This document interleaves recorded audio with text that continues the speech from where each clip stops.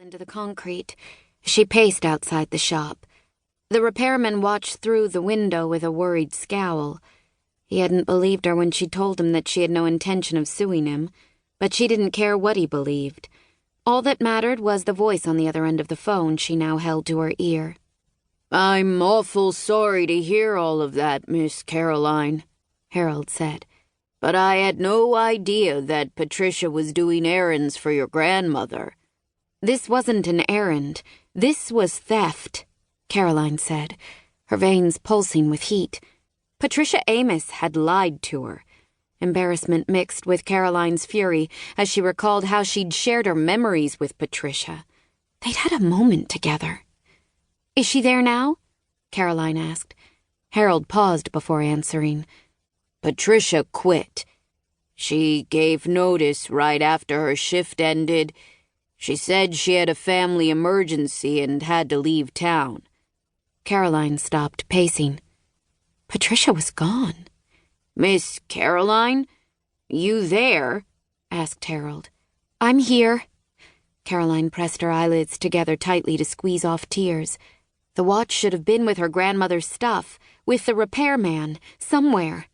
The one place it shouldn't have been was in the hands of a thief.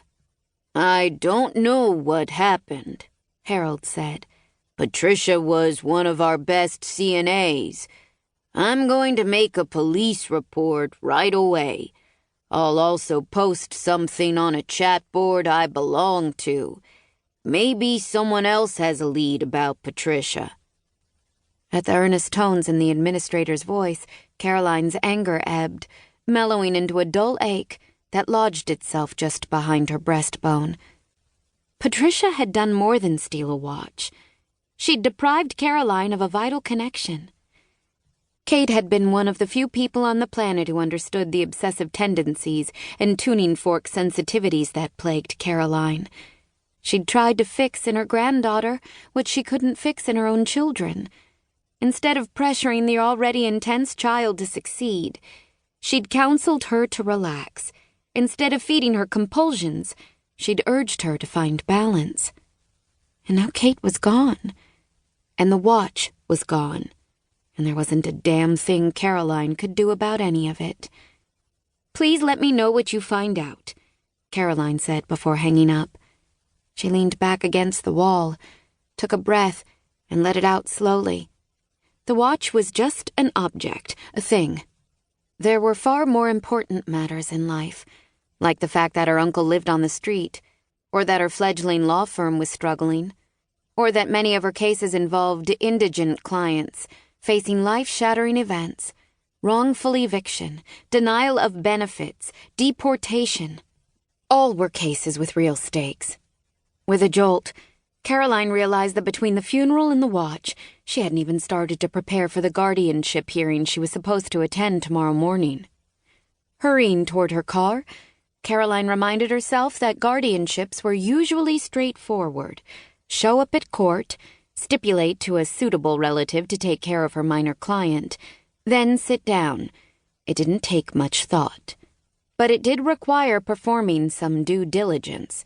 She needed to focus on the task ahead, vetting the man who wanted to take custody of her 7-year-old client, and that meant she needed to push the business of the watch from her mind. "You calling me a liar?" The petitioner's eyes scorched Caroline's cheek, like a Klieg light from across the courtroom. "Please address your comments to the bench, Mr. Gonzalez," Judge Flores instructed. In her periphery, Caroline watched Rogelio Gonzalez turn his attention back to the judge. Her open and shut guardianship hearing had turned into a battle, an unexpected one. "But what she's saying about me isn't true," Gonzalez protested. "I have not called Mr. Gonzalez a liar," Caroline said. "I have simply asked the court to verify the truth of some of the statements he has made in his guardianship petition." So she was calling him a liar, but politely. Courtroom etiquette permitted it, even encouraged it. Judge Flores raised a hand to forestall another burst of outrage from Gonzalez. "Ms. Auden, in every respect this appears to be a suitable placement. Petitioner has known Mateo Hidalgo since birth.